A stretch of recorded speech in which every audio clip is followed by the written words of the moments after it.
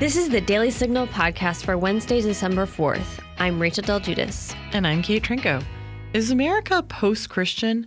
Ross Douthat, New York Times columnist and author, joins the podcast to discuss how institutional Christianity is faltering in the U.S. But while many still practice religion in some way, Douthat thinks that may not endure forever. He says, religious individualism doesn't fulfill impulses towards community and solidarity, and it doesn't necessarily work for people when things go really bad. We'll talk about that and more. And don't forget, if you do enjoy this podcast, please be sure to leave us a review or a 5-star rating on iTunes and encourage others to subscribe. Now on to our top news.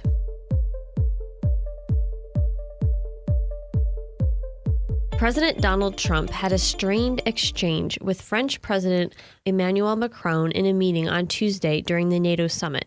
In their exchange, Trump implied that a large majority of captured ISIS fighters are from various countries in Europe, like France and Germany, while Macron pushed back, saying that many instead come from Syria and Iraq.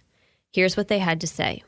Well, I haven't asked that to the president today. I have over the period of time. We have a tremendous amount of captured fighters, ISIS fighters, over in Syria, and they're all under lock and key.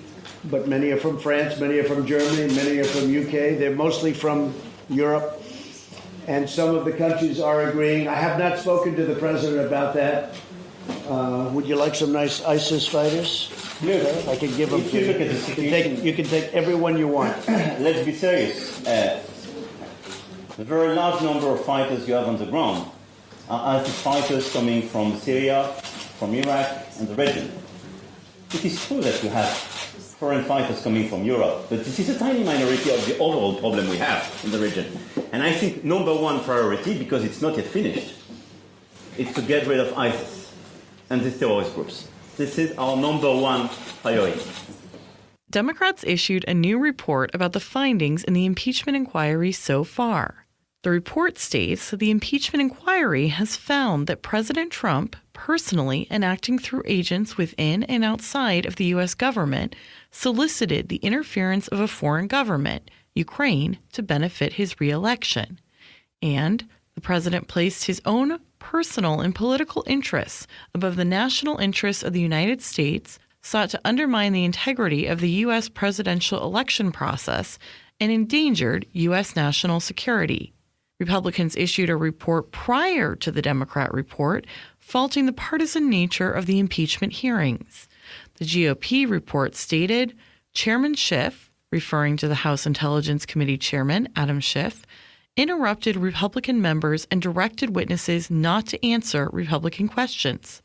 Chairman Schiff refused to allow Republicans to exercise the limited procedural rights afforded to them. Chairman Schiff rejected witnesses identified by Republicans who would inject some semblance of fairness and objectivity. Today, the House Judiciary Committee will have its first impeachment hearing, focusing on legal scholars' views on impeachment. Congressman Duncan Hunter, a Republican representing California's 50th District, pled guilty Tuesday to fraud in his campaign, namely embezzling funds from his campaign after pleading not guilty in 2018 after being indicted. Hunter and his wife both have been charged with misusing over $250,000 in campaign funds. Here's what Hunter told media on Tuesday. I failed to monitor and account for my campaign spending. I made mistakes, and that's what today was all about. So that being said, I'll have more statements in the future about the future. Thank you. Senator Kamala Harris, Democrat of California, is exiting the presidential race. In a post on Medium, Harris wrote, "My campaign for president simply doesn't have the financial resources we need to continue. I'm not a billionaire. I can't fund my own campaign." Next, we'll feature Daniel Davis's interview with Ross Douthat. If you're tired of high taxes, fewer healthcare choices, and bigger government, it's time to partner with the most impactful conservative organization in America. We're the Heritage Foundation, and we're committed to solving the issues America faces. Together, we'll fight back against the rising tide of homegrown socialism And we'll fight for conservative solutions that are making families more free and more prosperous. But we can't do it without you. Please join us at heritage.org. I'm joined now by Ross Douthat. He is a New York Times columnist and author of the forthcoming book, The Decadent Society, How We Became the Victims of Our Own Success. Ross, it's great to have you in the studio. It's great to be here. Thanks for having me. So, Ross, we've been told that in America in the 21st century, we live in a post-Christian society, that things are only going to get more secular. And yet, in so many ways, Christianity almost has a zombie-like existence in our culture, even in the secular parts of the culture, where not just institutional Christianity, but Christian concepts continue to inhabit our minds. How would you describe the state of Christianity in America, the role it's playing, and the relative grip that it still has on us? I think one way to look at it is that on the one hand, there is sort of a resilient core in American life of actual Christian practice and belief, right? Of people going to church on Sundays and identifying as Roman Catholics or Reformed Presbyterians and so on. And that core is somewhat smaller than it used to be, but its collapse might be somewhat overstated. It's still there. It's still real. It still matters.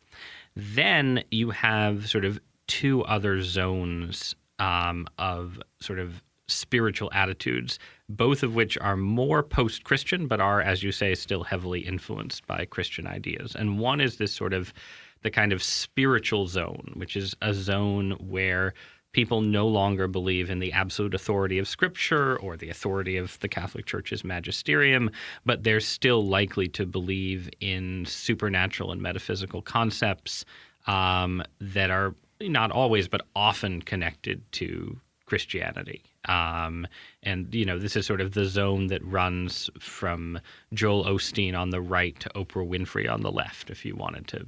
And it folds in, a lot of people who identify as Christian, but maybe are in some sort of prosperity gospel zone that is a little bit unorthodox, shall we say, and people who don't per se identify as Christians but would identify with Christian traditions and ideas to some extent. That's more the Oprah zone. Then you have a zone that sort of thinks of itself as secular. Right? This is the world of the intelligentsia, the academy, perhaps some readers of my own newspaper. And that zone doesn't usually have Christian metaphysical concepts in the sense, or it doesn't have supernatural concepts. It's unlikely to believe in angels, miracles, divine revelation, and so on.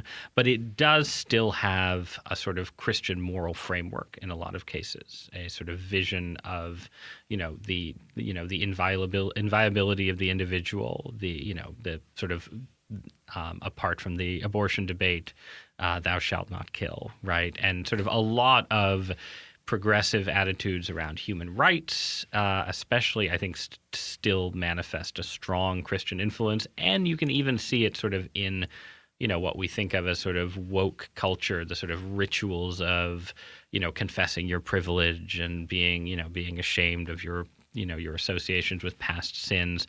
All of that, without being Christian, still participates in the Christian tradition in certain interesting ways. So I don't think it's correct to call us we're a no longer deeply Christian country that is not yet post-Christian and is still heavily influenced by Christianity, is how I'd put it.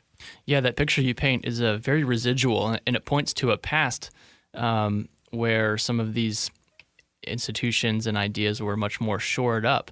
Can you give us the broad strokes of, say, the last 60 to 70 years, how we got to where we are now from, say, the post-World War II consensus? Right. So, the first thing to be said is that, a lot of these sort of quasi-Christian or semi-Christian trends they're not entirely new. Right. America has always been a nation of heretics, to use a phrase I used in one of my books. It's always been a place with a lot of spiritual freelancers. The American intelligentsia has been pretty secular for a long time. There have always been figures like Oprah Winfrey. Let's put it that way. Right. That said, there has been a shift where 60 or 70 years ago, there was a lot of clear institutional vitality and convergence between different institutional forms of Christian faith. And, I use the example because it's relevant right now because he's about to be beatified, of Fulton Sheen, who was Catholic bishop, who had a sort of Oprah-esque or Dr. Phil-esque primetime show, or maybe Jordan Peterson-esque, to pick a different figure, where he, delivered a kind of moral and philosophical self-help to Americans of all faiths that was clearly rooted in a very strong institutional Catholicism and a strong Catholic framework. And of course, he wore the full, bishop's regalia while he did it, right? And a figure like Sheen, or a figure like Billy Graham, or a figure like Reinhold Niebuhr, or even a figure like Martin Luther King, all represent sort of strong forms of religious influence that come out of strong institutional traditions. Mainline Protestantism for Niebuhr, the Black Church for King, and evangelicalism for Graham. And that some of that is what we've lost, I think, over the 50 or 60 years since. That there are very few figures who are sort of directly associated with a mainline church or an important evangelical body or even Roman Catholicism who have sort of non-sectarian and apolitical influence. You have figures who have influence as conservative Christians, right? Like Franklin Graham has influence, but he's seen as a sectarian and partisan figure in a way that his father was not. And similarly, Catholic bishops are sort of always caught up in the Catholic Church's post-60s Civil War, where you'll have Catholic bishops who are seen as liberal Catholics and Catholic bishops who are seen as conservative Catholics, but very few who sort of successfully speak to their own church as a whole, let alone the culture as a whole. So I think it's that decline of strong institutions and strong non-partisan figures associated with them that's the big shift since the 50s. And of course, we couldn't have this conversation without noting the sexual revolution that came after the 50s. What effect do you see the sexual revolution as having on the church itself? I mean, I think the best way to understand it is to say that before the sexual revolution, if you weren't a zealous, pious Christian, the basic Christian ideas about sex and marriage and sexual morality still seem to, make a kind of basic sense, right? So the idea that, maybe you didn't think sex before marriage was a mortal sin, but you accepted the social conventions that if you did have sex before marriage, it should be premarital sex in the literal sense, where you're having sex with someone you're likely to get married to. Or, that divorce might be necessary, but it should be an extreme last-ditch situation. Or, living together outside of marriage is socially unacceptable, even if it's not going to send you to hell. And that's what shifts in the course of the sexual revolution, that people, sort of conventional middle-class morality stops thinking of Christianity, Christian morality, New Testament sexual ethics as sort of generally good wisdom, and starts thinking of it either as an ideal that people can't live up to or as a sort of patriarchal, misogynist, homophobic burden that we're better off without. And I think it's affected the Christian churches by basically dividing them internally between factions that think the churches need to adapt to this new reality by dramatically shifting or evolving Christian sexual ethics, and factions that think, no, you need to sort of maintain tradition, maintain the traditional teachings, stay true to the words of Jesus and St. Paul, and eventually the culture can be reconverted or come back. And that's sort of, it's not the only point of division within Christian churches, but it's clearly one of the biggest ones. And it just, it didn't exist to anything like the same extent in the late 19th century, early 20th century. Not that these debates weren't there, they were, but they just became much, much sharper. And neither the conservative approach nor the liberal approach has necessarily worked in the sense of sort of building a recovered Christianity for a post-sexual revolution age. Would you say that one of those approaches has worked in the sense of maintaining just internal integrity? I mean, you do. So if you look, I'm a conservative, right? I identify, I guess, as a conservative Catholic. So I think the conservative approach has generally more moral and theological integrity. Not, I think, on every issue and every argument, but generally so. And I think that sociologically, it's been somewhat more successful at sort of giving people a reason to remain in the pews and present sort of a persuasive, coherent Christianity. I think that the amount of sort of creative editing of both church tradition and scripture that you have to do to get to a fully liberalized Christianity, a sort of, Nadia Bolz-Weber, right, to pick a sort of current, liberal Protestant writer who basically says the church needs to adapt completely to the sexual revolution. I think to get there, the editing required makes the larger Christian gospel and witness seem much more implausible. But it does have to be said that the conservative approach, has not reclaimed the culture. It can sort of build a bunker mentality where people are sort of hunkered down and saying, we're going to defend my family against the culture, but that doesn't mean you have any idea of how to do missionary work. And a bunker mentality can breed a sort of toxic and hermetic environment. And I guess I want to be cautious of sort of the demographic triumphalism that conservative Christians sometimes get into, where they say, well, our churches are still here and the liberal churches have vanished, because that's not always the case, right? I mean, Roman Catholicism has declined pretty steeply, even though, Popes John Paul II and Benedict XVI were sort of trying to hold the line on these issues. So there isn't sort of a perfect correlation between conservatism and robustness on every front. Right. I mean, even in my own evangelical tradition, the term evangelical, because it's been so politicized, it's become more of a political identifier. People will respond to surveys and say, oh yeah, I'm an evangelical, just because they live in a white or rural or conservative region of the country, but that doesn't necessarily map on to their worldview. Right. I mean, there's a zone of sort of residual cultural Christianity on the American right that is not practically practicing the faith, right? And, this is sort of the conservative equivalent of Christmas and Easter liberal Christians, right? It's people who, when Donald Trump or before him, people on Fox News talked about like how there's a war on Christmas, right? There's a certain kind of American who doesn't go to church but wants to say Merry Christmas, right? And right. That's not, I don't want to be reductive, but that's a real phenomenon. And, it's not, as a Christian, you want to say in certain ways that any residual form of Christianity is worth nurturing, and the impulse to say Merry Christmas is a Christian impulse, and it's worth nurturing. But if you're sort of reducing your Christian identity to identity and not practicing the faith, then you're not going to pass it down, and the church itself is not going to survive over the long haul. You mentioned some key names from the 50s: Reinhold Niebuhr, Fulton Sheen, and then you mentioned Martin Luther King. You could speak of a religious center in America in that era. Who is the religious center of America today?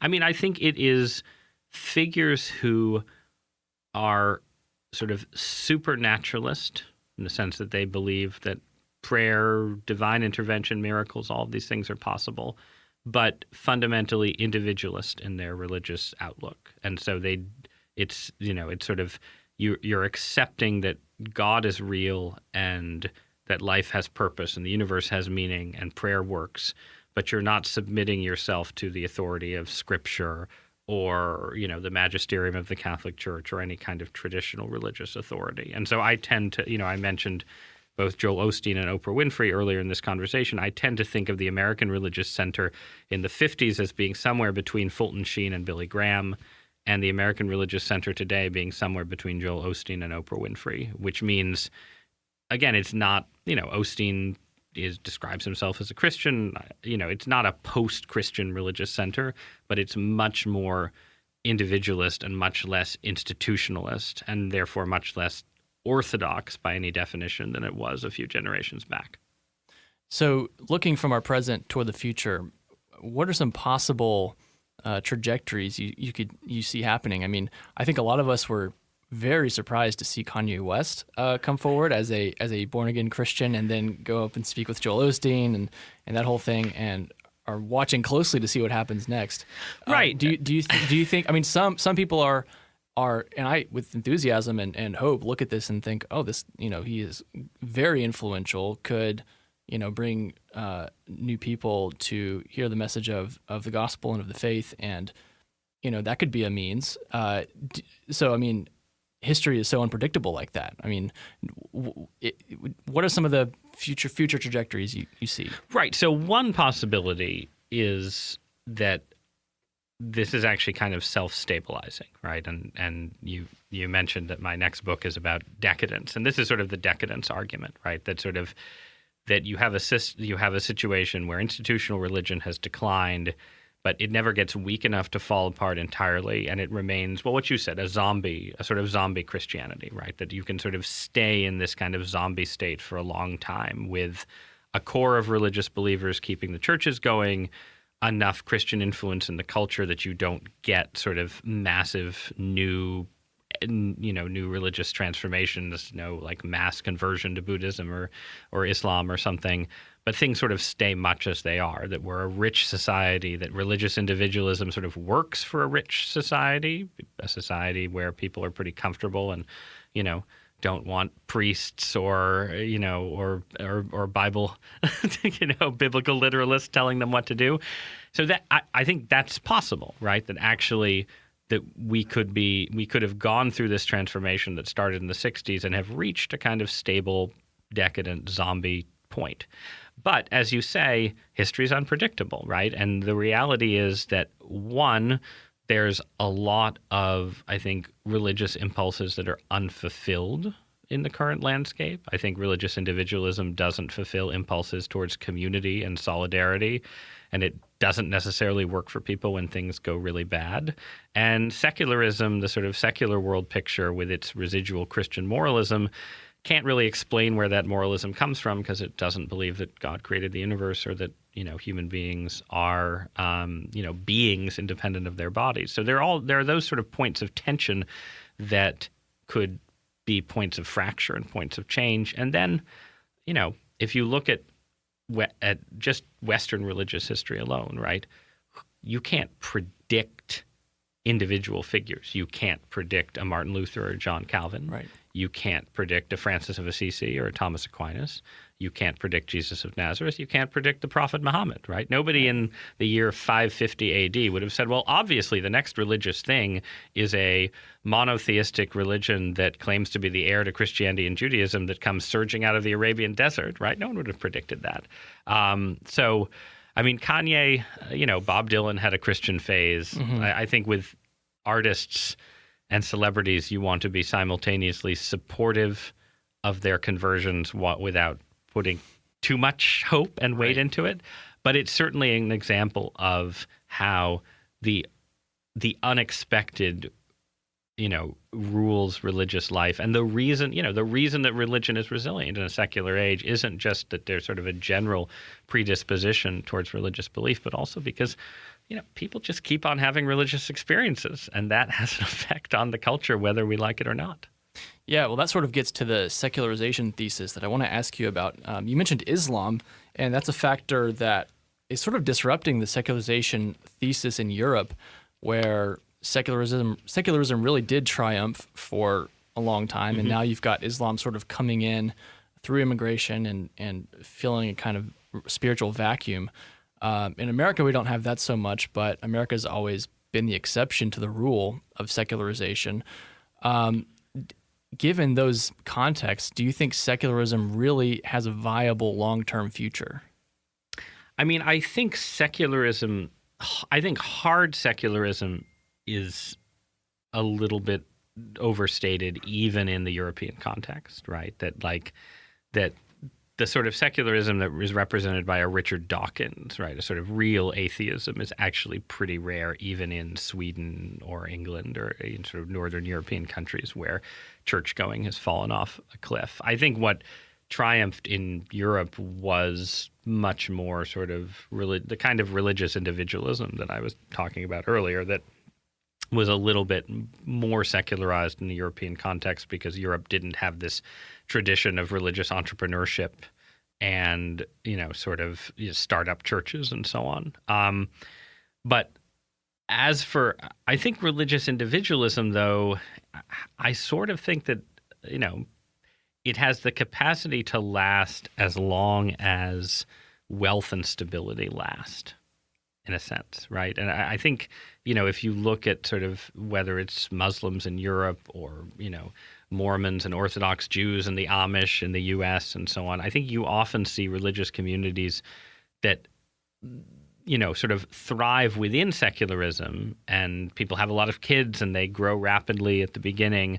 But then there's also a lot of attrition because, it's hard to practice a faith intensely in a context of general disbelief. And it's harder in a context, again, of sort of, wealth and stability and pleasure seeking, right? That sort of hedonism really is attractive to people, right? And I mean, and even like sort of getting up on Sunday and going to church, having kids and raising them, nothing made me more sympathetic to the life of the secular European than having kids, because I realized, wow, this is really hard, right? And you can see why, given the choice, people might not. And the same is true of sort of intense religious practice, which frankly I'm not very good at myself. So I think I don't think that religious people should look at the real weaknesses of secularism and assume, oh, it's going to collapse and we'll have, a Muslim Europe and a Church of Kanye America tomorrow. I think there is, up until the point when the whole system seems to be in crisis, there's likely to be a certain resilience to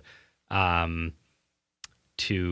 certain kind of secularism. Again, not militant atheism, but a softer kind. When you look at political divisions within the church, particularly along racial and ethnic lines, you see two parties in America that have lots of Christians in them. And I think of the Democratic Party as very secular, but has a large base of Christians.